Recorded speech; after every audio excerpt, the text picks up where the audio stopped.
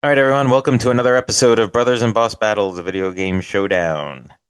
Today, we're talking the second of our 3D platformers with animal protagonists, and that game is Gex, Enter the Gecko.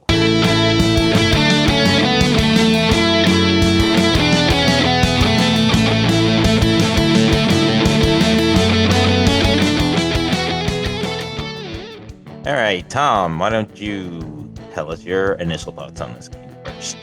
Sure. Well, this is a game that we played a bit when we were younger, but I don't think we actually ever owned it. I think we rented it a lot through Blockbuster Video. Um, yeah, but never actually pulled the trigger on buying it, which is actually kind of surprising because I think this is a really good game, and there are some things that about it that maybe don't hold up great, but I think overall it's still a very enjoyable experience. All right, Pete, what about you? Yeah, so I too remember playing all the Gexes, I guess, as a kid and enjoying them and, liking the character and all that. But interestingly enough, playing Gex Enter the Gecko now reminded me of I don't know, somewhat recurring dream I had as a kid that I'd like to share. So the dream was me playing baseball, Little League Baseball, and I would get a good hit into the outfield. So already we know it's not a realistic dream. But anyway, so I start to run the bases, and my helmet kind of flops all over the place, and it's covering my eyes, so I can't really see. And, so I'm still trying to run, and then, like, the coaches are yelling at me, like, keep going or stop. And anyway, so it's a very unsettling feeling, because I can't see what's going on. And the camera controls are so bad in this game that it kind of brought back the memory of that dream and that unsettling feeling for me that I had. So that was my big takeaway from replaying this game. All right, and I'll go next, and I'll just say I do not remember playing this back in the day, and I don't think I did. So, playing it for the podcast was my initial time playing it, and I definitely, it kind of has that feel from those late 90s kind of, who's the mascot of PlayStation kind of a thing. So I thought it was fun, overall, I thought it was fun. It does have some warts, though, that we'll talk about.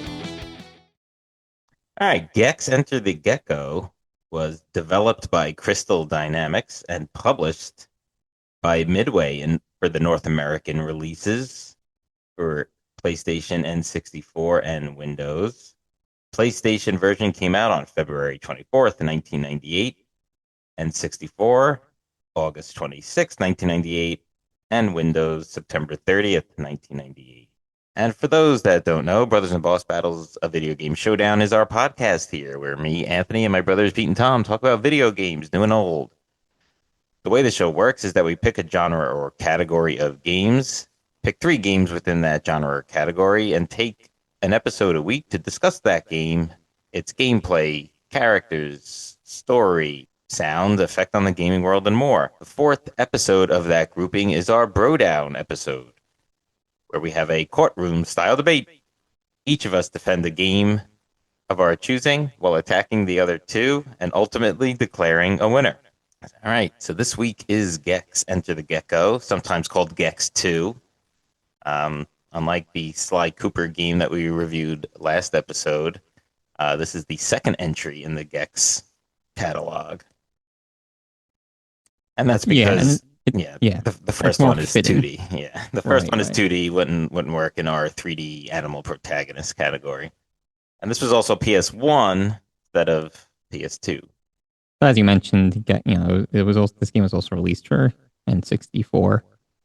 Yeah, and I'll also point out, let's state what we played it on. Like, I actually played it on, so Limited Run Games actually released the Gex trilogy on June 16th, 2025, which ported the first 3 games, or the trilogy, Gex Enter the Gecko, and then the third Gex name, whose title is escaping my brain at this point. Deep Cover Gecko. Yeah, there we go. So I played that on the I bought it from the PlayStation store and played it on my PlayStation. I also played that version on the PS5. I too did the same, but on my Xbox. I think I got it on sale for like $10 or something. Yeah, yeah, it was cheap when I bought it. Yeah, but it was a sale. Um, so the first thing I really got from this game is like I remember saying this on the Sly Cooper episode where it was like sort of that who's going to be the PlayStation mascot? Like, not that this was a PlayStation exclusive game or anything, but it's kind of like Crash Bandicoot or Sonic the Hedgehog or any sort of like character like that. But then it also made me think of another comment I made on the Sly Cooper episode where it was like it kind of was like that WWF, now WWE attitude era or Bart Simpson kind of edginess. And I really found that with this game, that Gex was playing that role, sort of like wisecracking and all of that. Yeah, he was definitely wisecracking. And I think that was one of the best, or maybe not the fact that he was wisecracking, but the Gex character and his personality was one of the best parts of the game. I think we could probably all agree on that. For this episode, sure. Ah, yeah, it's funny you mentioned The Simpsons because I believe I was reading that the voice of Gex, who's also like a writer, Yeah. comedian or whatever, he went on to write for The Simpsons at some point. Yeah, or did he write for The Simpsons first and then do Gex? But there was someone involved with both. Yeah, some tie anyway. Yeah, so that's a pretty cool. And the game's funny there. Yeah, well, he's a fairly famous actor and comedian. Dana Dana Gould. Gould. Yeah. Yeah. So let's start there then, because I remember it being funnier than I found it to be replaying the game. Wow. I didn't feel that way at all. I felt like I was not like laughing out loud, but like like Slapping your exhaling slapping through your my knee. nose kind of thing. Like every time he said something, even if it wasn't like funny, it was just like the delivery was good and Yeah. just Yeah, like randomness of it. Sometimes. there's one thing he says in the like Austin Powers voice a lot, so that always made me laugh. I forget what the exact line, but oh, and let me just say, spoiler alert, for the episode. Just it's not like a hard hitting story, but if you want to know the story or experience any of the gameplay elements yourself first, just do that and then come back and listen. Yeah, I think he said Gecko chop and judo chop, both in the Austin Powers voice. Like judo chop was from Austin Powers, the movie. So Right. Yeah. There were a lot of different lines. They're more like one-liners type of lines. Yeah. There was no real So like dialogue in the game. It was more just like yeah. the yeah, one-liners. yeah. To that point, like as I got further into the game, like I was still hearing new lines, and I was surprised. I was like, oh wow, I haven't heard that one before. That was funny. Yeah, and all of the levels are sort of like parodies of pop culture movies for the most part or shows. So, we'll talk about the levels obviously, but that was, a pretty main part of it. Yeah, well, I guess one of the themes of the game is that it's like very TV based or something. Like you collect remotes as your way of progressing through the game, and Yeah. I think that like even I don't really remember much details about the story, but it was something like wasn't he like forced to watch TV or something? I Yeah, really well, like to watch TV. he liked to watch Or TV. yeah, I don't he had like remember. go into the shows or something. Yeah. Yeah. Like I Oh, don't he's in remember the media dimension, I the think they media called it. dimension. Right. So Rez, the bad guy, is trying to take it over.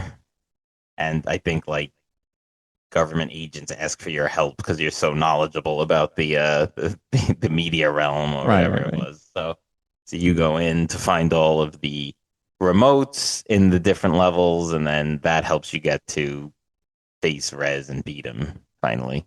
And there's the story. Yeah, yeah.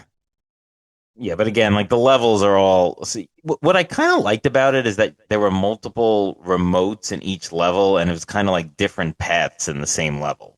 So while doing that path, I guess it was somewhat linear because you could only get one remote per run. You would go back and play it, and go a different route and be able to get a different remote. So I thought that was pretty cool. Yeah, I don't know. I mean, they had to have more than one remote per level because it would have been way too short. But I did find, Or they like, had it would have needed a lot more levels. yeah, exactly, which probably wouldn't have happened. But I did find, like, in most cases, in a lot of cases, it wasn't like at the start, you go left and you can get one remote, or you go right and you get the second remote. It was kind of like, you played maybe 5 or 10 minutes of the level, depending on how fast you are, I guess. And then it would branch off. So it created a little bit of a redundancy, you know.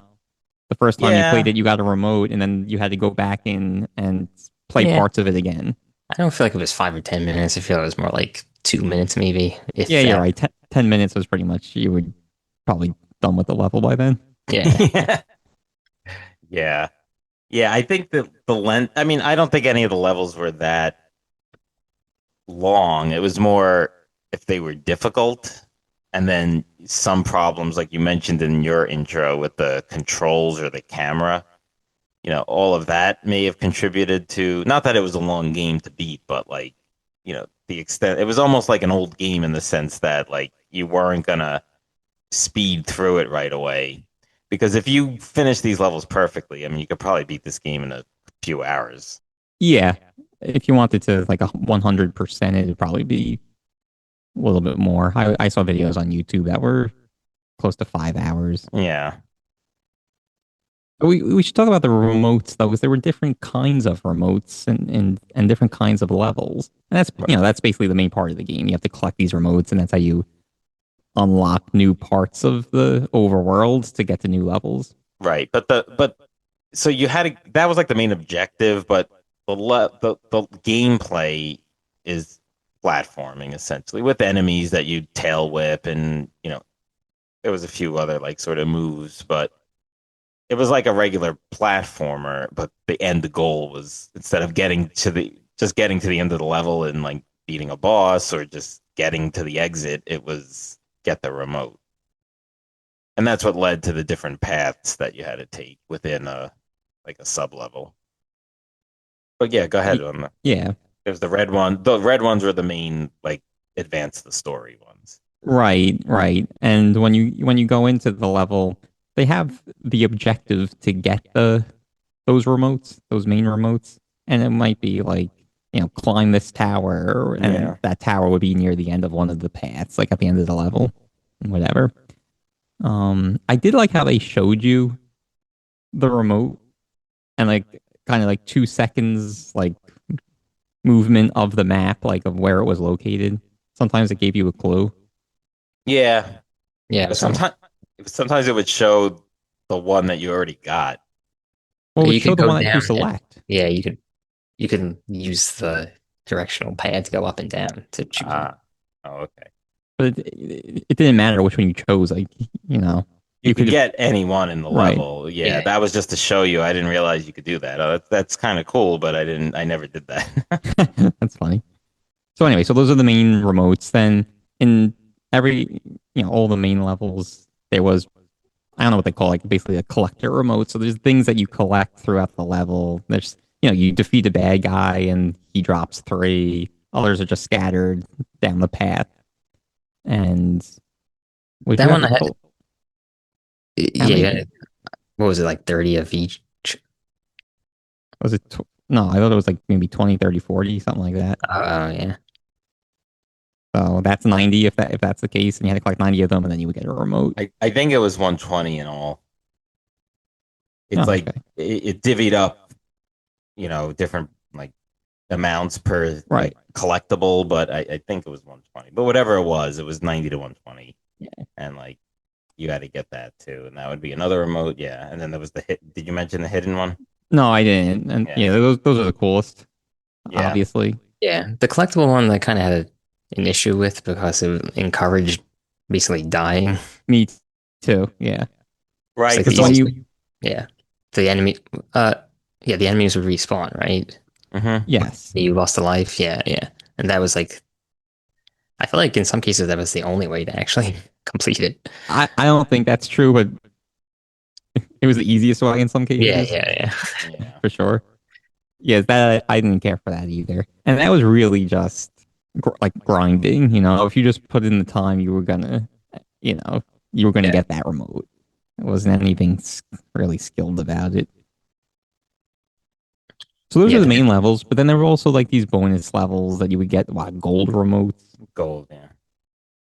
Well, I think you would when you beat the bosses, you would get the gold remotes, and they would open up the bonus levels. Oh, okay. Yeah, but the gold remotes were like those timed collecting ones too. Yeah, those were the bonus levels. Yeah. Those, Yeah, yeah, yeah, yeah. yeah, So it was a fun way to, you know, create different types of levels. Yeah, I had fun with those collectible ones, the bonus levels. Yeah. yeah. I mean, and like briefly mentioned, the gameplay is essentially jumping. You and various different like energies and power ups. You can. I actually don't even think you had to like. You could stick your tongue out and gulp them essentially, but I think you could just hit into them and they would give you whatever power it was or life up or I'm not sure about that, but no. I always ate them. They were Yeah, flies, basically. Oh, that's what they were supposed to be. Didn't Yeah, they're supposed to even. be flies, right? Yeah, that makes sense. But they do show them like in the cinematics eating flies. Yeah. The cinematic, it looked very like from that time too. Like, I mean, Yeah. the game that I always remember with that cinematic, can you guess it? Grim Fandango. Yes. So it looked like the Grim Fandango. I call them the Grim Fandango cutscenes, but that's like sort of grainy and like, but I mean, cool. I liked it, but it's that kind of look. Yeah, it was a cutscene from the PS1 era. Yeah. I felt like the platforming wasn't like it wasn't. I don't know. I almost wouldn't classify it as a platformer, like especially the first half of the game. I felt like the platforming wasn't difficult at all. Yeah, not until you get to the space levels, which we'll talk about. Yeah. Yeah, I mean, what's early on? They have the tune level, but it is platforming because there were various heights, and I remember falling off and like, okay, I have to do this again, and it's like, Yeah. it's Yeah. No, it It- definitely was. I was yeah, exaggerating, I guess, my yeah, point a little. to me, it kind of felt like Donkey Kong 64 or something like that. yeah, yeah. Where Yeah. it wasn't as miserable as like Banjo or like, Well, well, in terms of like just platforming, like the amount of platforming, I guess, or yeah. like the gruelingness of the platforming. I didn't feel it was that bad, but it really was that era. Maybe because it came out on systems other than N64, it was like Well, better. Like even though it was an N64 game, I don't know. But To not me, about not to, not to me, it just the was way. controls.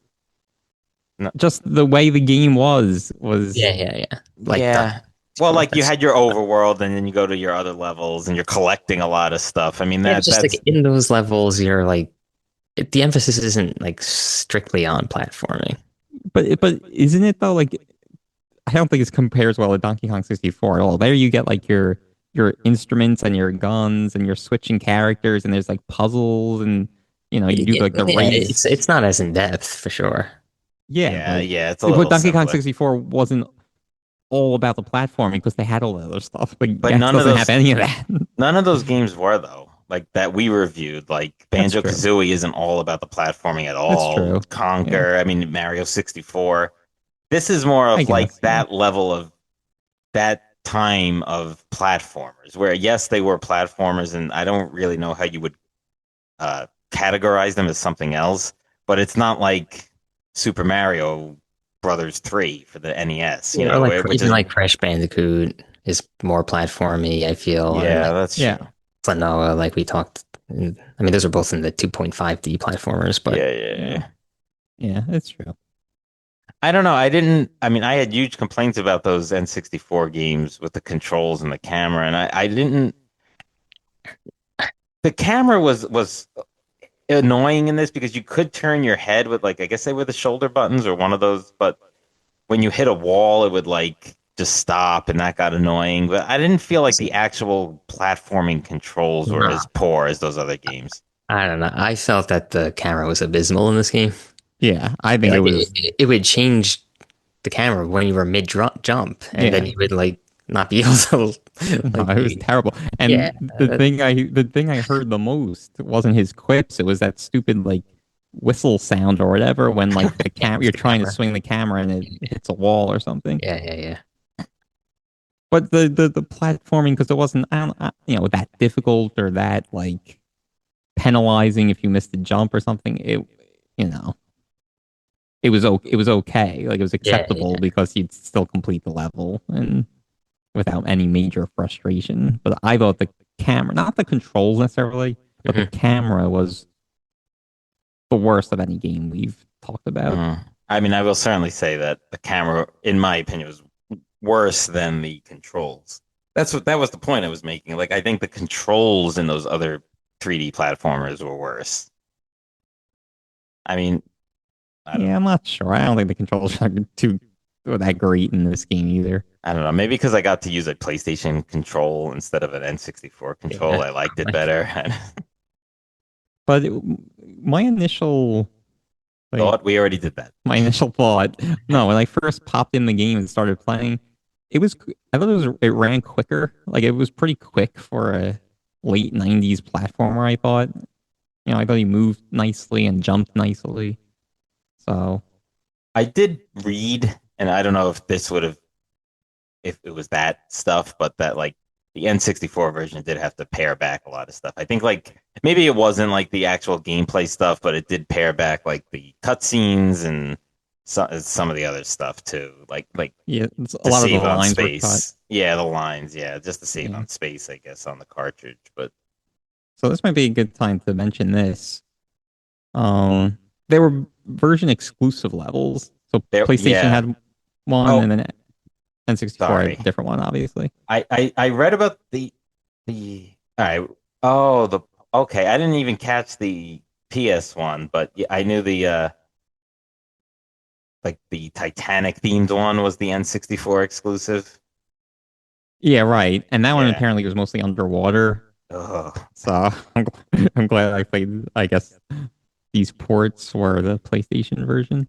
yeah. I didn't realize, but the PC and PlayStation had the Poltergeist, one of the Yeah. horror themed channels. So Yeah. that's yeah. So that's But your but but yeah. Go ahead. also in the PlayStation version, there's I don't know if they're bonus. Not they're not the bonus levels, but there's like these extra levels at the end. And I think maybe there's only one red remote. Maybe they had two. I'm not sure. But I think all those were scrapped from the N64 version. Mm, It's so annoying. that's lame. Nintendo is always behind the times and the technology. well, Yeah. with Like the the soccer power. slam. Yeah, Oh and yeah, Soccer Slam soccer. exactly. I was thinking about that the other day. That's the game people think about when they Yeah. think of Yeah. poor ports of games on the N64. Yeah, I mean, but then they came out with the Switch and saved themselves, so, and have all that classic IPs. One thing on the gameplay I thought was cool was the ability to like climb on certain kind of walls like a Yeah, gecko would. yeah, And like the ceilings. That was kind of cool. that was cool. Yeah. That was cool. Yeah. It made a cool sound effect while he was climbing.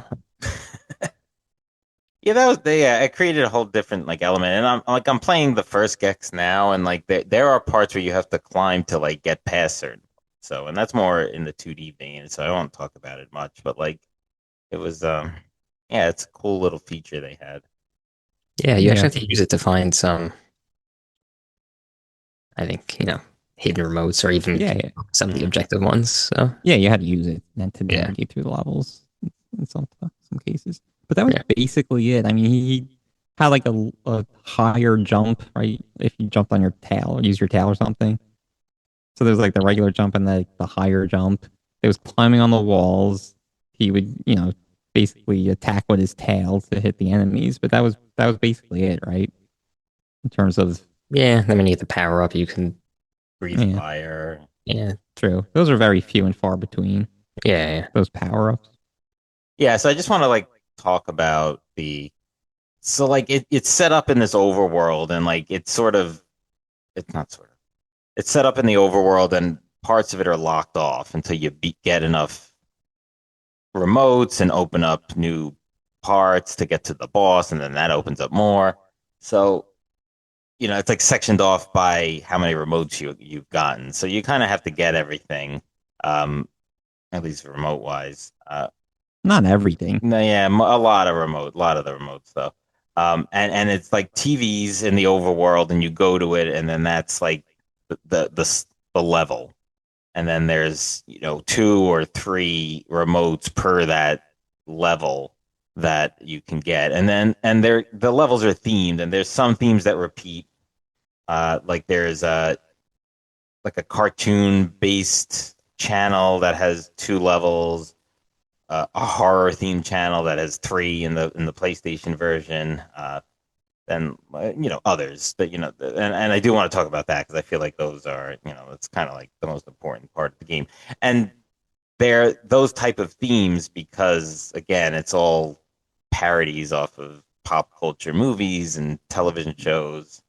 um so yeah, a lot of it is it's kind of like not laugh out loud funny, but it is sort of like makes you smirk kind of instead of making you think.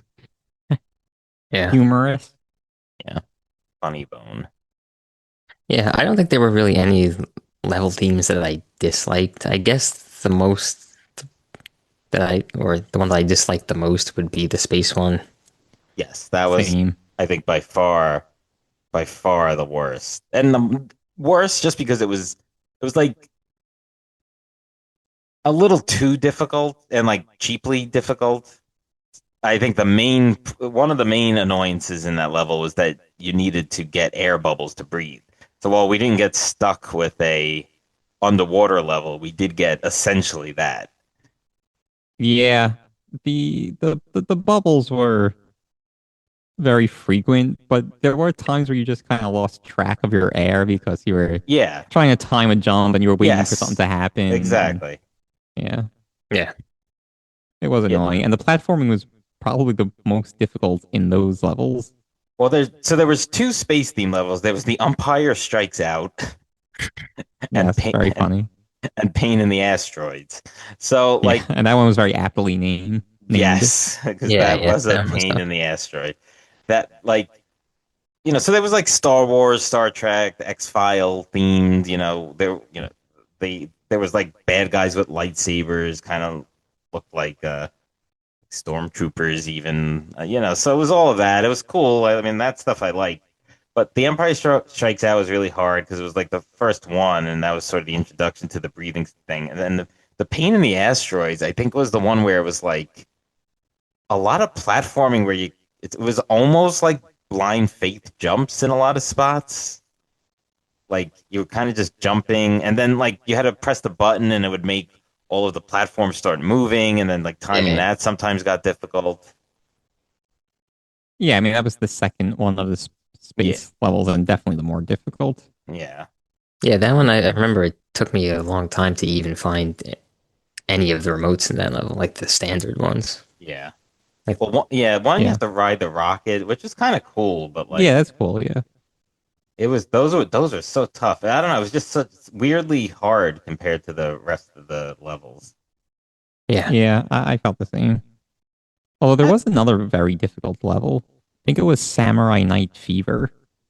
that was in the classic kung fu movie themed channel. One of two. Yes, Kung Fu Theater.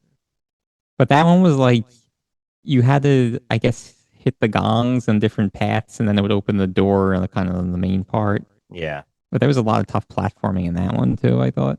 Yeah. That was the one yeah, where you had to like essentially get a remote and then hit a like get to where the remote was and then hit the gong Yes. and then get to yeah. where the other one like yeah, so that one was long to get the final remote. Yeah, but you didn't And have to do that all in the same run. Like once you hit the gong once and Oh, then it was you open when you yeah. restarted. Oh, okay. Well, yeah, it was counted as already hit. Yeah. Oh, okay. I think I, I think for some reason I got that one first, the third one. So, Yeah. That But the one's platform was difficult in that one. yeah, that had a lot of platforming, I feel like that level. yeah. Yeah. So some of the other themes were we mentioned the horror theme. There was like a dinosaur prehistoric theme with two levels called Pangea 90210 and This Old Cave. Yes, that was the prehistory channel. Those were Right. actually my favorite, I think. And then there was If the I had to pick, yeah, good. Yeah, I like those two. Then the circuit-based futuristic themed ones, there was www.com.com. I said that well, actually. I didn't yeah, you did. Yeah. And then Honey, I Shrunk the Gecko. So I was a Yeah. big Honey, I Shrunk the Kids fan back in the day. They had a lot of random, like, well, not random, I guess, but like, No, this wasn't random for me. Those are all things that like I grew yeah, up. yeah, I guess, You yeah. guys sort of, Just but me just really. 90s themed references. I don't know. I I kind didn't of I didn't love those Circuit Central no, me levels. neither. Those were my next least favorite after the space levels. Yeah, me too. Uh, And it's not because they were so hard. It was just for some reason they weren't that fun. Yeah, you had to get like that green power up to create the bridges, and that was like a weird timing thing. But I'll give them credit for like doing a different thing. Like with Yeah, there's a lot of timing elements to the jumping in this game and the platforming, and they did it in different ways. Like that level, you'd have to get a green like energy ball in one part, and it would create bridges that you can cross, but that would only stay up for a certain period of time. So that's cool. yeah, and you only have that energy ball for a short amount of time too. Yeah. So you had to kind of do your movements quickly to create enough bridges. That could get tricky with those with that camera. Yeah, exactly. Yeah. Well, I mean, and you mentioned like or was it Tom or you? Someone said like the blind fate jumping, but I felt like there was that in every level because sometimes the camera just wasn't cooperating. All right. So another thing about this game is that it does have boss battles. Yay! That we should talk about now. I didn't really find them too memorable, to be honest. I like the Mecha Res one. It kind of The- like Oh yeah, the Godzilla kind of The thing. yeah, Godzilla one. Yeah, that's in the Kung Fu level, I guess. But I thought that was cool because you're like, it's meant to simulate that you're big. Like it's like the Godzilla fight, and there's like buildings. buildings that you can destroy and stuff. So I that one kind of reminded me of like what's that game, Rampage World Tour or something. Yeah, that was probably the most interesting, the most unique. Yeah. Yeah, that one's cool. But I It didn't wasn't find too any of many. them. There's only four No. really. Yeah, that's right. Yeah, So there's not like one per level. yeah. The first one was the Tiki Brothers, right? And they shoot out different, I don't know, energy Projectiles. balls. Yeah. Yeah, You have to and then deflect them back. yeah, like the certain color of one, you have to deflect Yeah. that. Yeah. It's quite easy. That was very easy, yeah. Then there's And Mushu Pork. yeah, what did you have to do with him again? Was that the one with the electricity or something? Yeah, you had to jump over. But it's Yeah, sort of like in a card. Yeah. Say it again. No, like the electro things were moving around the stage, right? Yeah, Yeah. jump over them. yeah, It's so weird, but that battle reminded me of like a Resident Evil kind of thing because it was like those like corridors you would go up and down, and like you had to kind of like it was almost like the yeah. The Scooby Doo. Yeah, ropey dope, yeah, Scooby Doo yeah. kind of like fight in some of those survivor You're right. horror Yeah, yeah, games. So it's odd but it did remind, and it's sort of like he's like a menacing big guy with like a sharp weapon. It's almost like a horror thing, even though I don't think it was meant to be. So like yeah, it was that, and then of course there's Rez in the last level. yeah. And that frustrated me. Yeah, that took me a little bit to beat, to be honest. Yeah, what I didn't like was, I think it was the last part of that. where he would shoot the lasers, and it felt very like arbitrary if you would avoid them or not, depending on like where he started shooting the lasers Mhm. in relation to you. But then also, he would stop shooting them kind of after the same duration every single time. And if you weren't close to the thing that you needed him to hit, it was just kind of like a wasted, cycle. And then you had to do it again. He would shoot the Yeah. laser and then try to swipe you, and then you had to just be near the button. But like that was also felt a little random. So I didn't Yeah. really care for that aspect of it. Yeah, same here. That one was a little frustrating because of those aspects. Yeah, and now I'm remembering the part before that was like he would shoot stuff at you and you'd have to dodge them, but then he would like charge at you, right? And you had Yeah. to get him to hit the thing in the center of the stage. That was also very frustrating. You just had to like kind of get the angle right between him and you when he was done shooting the projectiles at you. It all just felt a little arbitrary, I guess. Yeah, it wasn't bad, but it wasn't great either with the cameras. And then he does have so many moves that you do really have to, like these games are. You kind of like learn them after dying a few times, and then you're eventually able to beat it. But once you beat it, you beat it. And then it's the kind of pull the classic Star Wars, maybe one of the most iconic moments in film where Rez says that he's Gex's father. And then Gex just turns the TV off on him. Yeah, that was funny. Yeah. So it is Yeah, good. sorry, now just going back to the battle. I don't want to complain too much because at least it was some challenge to it, which there wasn't really Yeah. in the other boss battles too much. Yeah, I didn't find the game like there was I don't know, there's no like particular enemy that's that hard. But I certainly did die in the levels.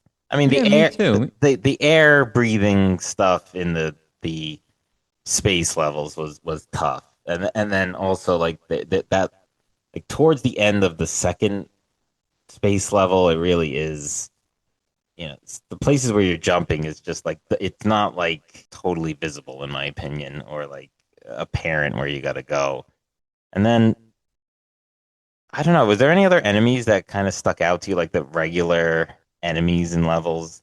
There's one that kind of was a pain in the neck, and it was in the horror levels. It was like sort of like a little kid almost like with the mask or whatever, and it's like it took a lot. Like I don't know if it was meant to be like a Chucky doll or something like that kind of a thing, or like a doll with like a Jason mask, so like sort of, or Mike The one Myers you, mask, so like kind of combining like is Yeah. that, is that the one where you knock its head off and then you have to Then tell you have what? to hit the head, right? Yeah, yeah. yeah. Yeah. That was tough because you got to like jump. The controls aren't great for that. And then there was like the Frankensteins. I think you had to like hit a bunch of times and then they wouldn't really die. Like they would just like be incapacitated for a little bit and then come back. If you hit Yeah. them when they fall down, then they eventually die. Oh, Yeah. really? You hit them Yeah. 3 times, didn't I just felt like they would swarm though, and like it was just hard to do that. I didn't no, the Frankenstein didn't have any problem with the first one you were talking about where like you Yeah. hit him once, then the head falls off, but then he's still attacking you and you have to hit the Yeah. head again. That got me a few times. Yeah. But the enemy that was annoying to me, it was like the in the prehistory ones, the like the Aerodactyl or whatever. The you? Oh, yeah. The the pterodactyl, pterodactyl, sorry. not Like not the Pokemon not character. the right. Yeah, But those weren't. like those are hard, like just so annoying to hit, Yeah. because they would fly around and they would kind of like charge you and then Was fly it around again and was it a charge you. dragonfly? Was it? I It think was some Some maybe flying it maybe it dragon. was, yeah. It was Yeah, I some think that. aerial Yeah, enemy. Yeah, enemy. Yeah. yeah, I think Yeah, The it. maybe it was. the Elmer Fudd character in the Oh cartoon yeah, Hmm, killed me a few times. yeah. Early on, he got me that's right. too because he took a number of shots to kill as well. And that was the other thing that we should mention, and the one remember most clearly is like you kind of went into like these portals within the level where you would get like a different skin. Like so there was like you would get like a Bugs Bunny type skin in that Toon level. Right. Yeah. Yeah, it was Yeah, fun. and also Daffy Duck, I think. Yeah. Oh, really? Oh, I don't remember Yeah, that. Huh. And then like there were a few others, like yeah, in the like that. space one, I think he had the stormtrooper helmet on, right? Oh yeah, yeah. Yes. There was nothing in like the Yeah. Was there some like The maybe just prehistory, I think he had like a bone going through his head or like something. the caveman. Yeah, it was Yeah, like yeah. yeah. um Yeah. In this was it the the circuit one, the futuristic one? Was it just like a suit or like a matrix like type of thing, I think? I don't think there was anything in those. No. No. I mean, I'm on Gex Wiki and it's saying no, but I also don't remember anything off the top of my head for Or those. like like a James Bond somewhere. I think you're thinking of Wasn't there? the third Gex game. Oh, maybe. Or There no, was one, that's the like what he looks like on the cover of this game is like the tux with the gun. maybe it was the last level where you go into that room where the glass breaks. You have to do some kind of Yeah. puzzle to make the glass break. I think that Hmm. was supposed to be like James Bond Right, theme. Hmm. right, right. Yeah. Yeah, so a lot of pop culture galore. Yeah. But I thought going back to the difficulty, I thought it was good. It wasn't overly frustrating. There were, like you said, there were times like I died. I thought it scaled well. It was a little easier in the beginning, a little harder towards the end. I guess. I mean, But I for also those like space levels to not be the last, to me those are like clearly the hardest, and they were not the last ones. Though I don't know because you have some freedom in which order you go with, but I don't know if like you had that much right. freedom. Yeah, Yeah. I think the prehistoric channel one was always going to be after the space. But you don't have to collect all the remotes either. Yeah, you had to get a lot though. Well, the red ones. I think you had to get a good amount of them. I guess. Yeah. Yeah, a good amount, but it wasn't like, you know, Yeah, not every at single one. all but two or something. And I didn't play those again, I don't know what they're called, those extra levels at the end there on the PlayStation version, but I watched videos of gameplay of those, and those seemed more difficult. The platforming. Mm. I don't know. I don't know if you guys played I those. played them. Or are they more difficult? Um, I don't really like recall offhand it being much more difficult. Yeah, so then it probably wasn't. Yeah, I mean, maybe slightly. Yeah, there was Yeah. a Do you guys few. know how long you played So for? I looked at my PlayStation app, and it has me at 15 hours, but I've played Gex. I've beaten the first two levels of Gex 1 on the trilogy. So I have that 15 hours is my gameplay for the trilogy. Right. So I've it's not just Gex 2, so I should have taken that like screenshot before Yeah, but I started. approximately how long have you been playing Gex I mean, 1? probably 2 hours. Yeah, exactly. Okay, So, so right, got around 13. But yeah, again, that's that's interesting. how much time the game is on because it's from my PlayStation app. So there's sometimes I have to pause it and like do stuff and stuff. So I don't know that it really took me 13 hours either. Yeah, I don't remember if the game tracked your time. I forget, but what I have recorded here is 13 hours and 15 minutes. So about the same time as you. Again, I don't remember where I got that time from. So like, it's a pretty long game. Yeah, especially if you do everything. Like I Yeah. went through and I got all the hidden, Oh, okay. yeah, the hidden remotes and did the bonus, those extra levels at the end. So Yeah. See, I that's didn't even do all that. I didn't even do all the bonus levels. I didn't do any of the extra levels. And there were a few hidden levels. Also, a few of those collector remotes that I didn't bother getting. It just felt like a waste of time. So, it's pretty good length for a late '90s platformer, I think. Yeah, I think it was fair. I mean, I didn't feel like it was that long. Overly long. I liked it. I enjoyed it. It's interesting. I was reading, I guess Square Enix owns the intellectual property now. Uh, And maybe about 10 years ago, I guess, they basically, I don't know what it was called, but they opened up the IP for like indie developers to see if somebody would, I guess, hmm, develop a new Gex game to their liking or something, but yeah. that didn't turn into anything, obviously. Well, I feel like old is new now, so maybe someone will take a crack at it. I mean, I guess there's some, I don't know, perceived interest because they released this Trilogy just a year ago. trilogy. Yeah, Yeah. yeah, exactly. And one other thing I was reading about, Tom, did you get any of the lost Gex tapes? There are also like I these did, other. yeah. Oh, you did. Oh, cool. How do you Those were get So in those, those? yeah. Those were in so those, the extra levels, right? right, right, Yeah, right. yeah. Yeah. Yeah, they're I got two. I think there's three of them total. I got two of them. Oh, okay. Um, but yeah, I mean they're pretty lame. It's like They're like, very short clips. Yeah, yeah, yeah, yeah. I watched on YouTube. They're kind of like you could think of them as like more hidden remotes, right? They're kind of cleverly hidden in those extra levels. yeah, that's basically it. Yeah, and then you collect it, and then you get like a maybe a 10-second clip of that adds to really nothing, and Yeah, you know. But I like that. They added something that's tough to get, and even just the hidden remotes. I think that was great inclusion of the game or for the game.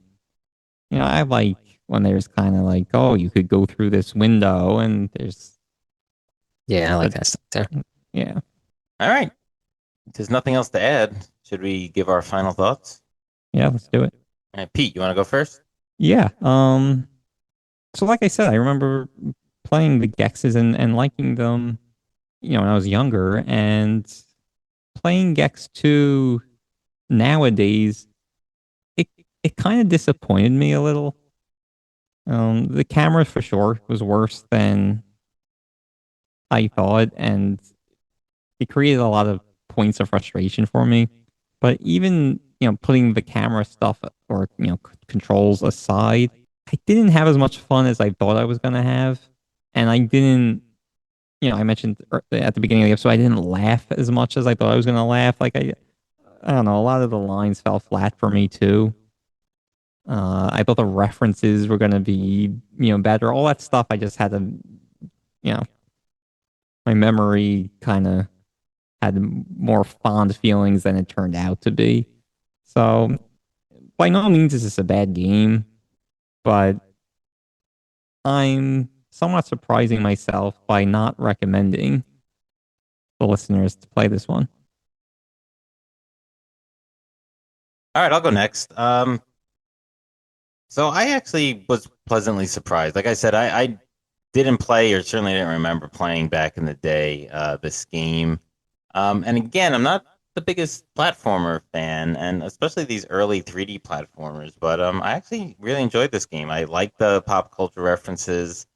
I liked Gex and his wisecracking ways and some of the lines. Kind of pretty much the complete opposite of what Pete's saying, but I again, I think it's a good length. It has unique levels. It's, a bit frustrating at times. But overall, good, solid game. Not great, but good. For that, I'll recommend it. Tom, all right, finish us off here. Yeah, I kind of gave it away in the beginning, initial thoughts, but I really liked the game. Um, and actually, like I was kind of unsure of how it was going to hold up. Um,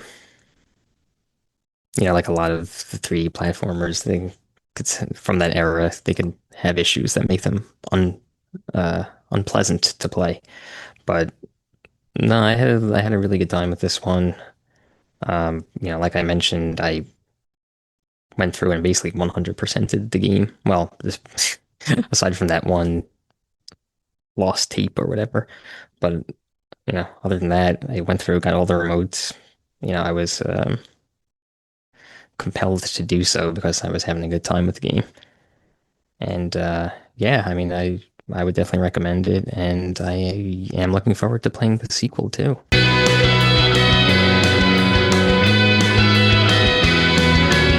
All right, there you have it, Gex. Enter the Gecko, the second of our 3D platformers starring animal protagonists. Be sure to check us out on Brothers in Boss Battles Video Game Showdown on Instagram, X, Twitch, and YouTube at Bros Boss Battles. That's BROS Boss Battles. And our website, brothersandbossbattles.com. Make sure to like and subscribe wherever you get this podcast so that you get our content as soon as it comes out. In 2 weeks, we will be doing the third episode of this category, but we're not going to tell you what the game is yet. You'll have to tune in to find out. All right, until then, take care, everyone.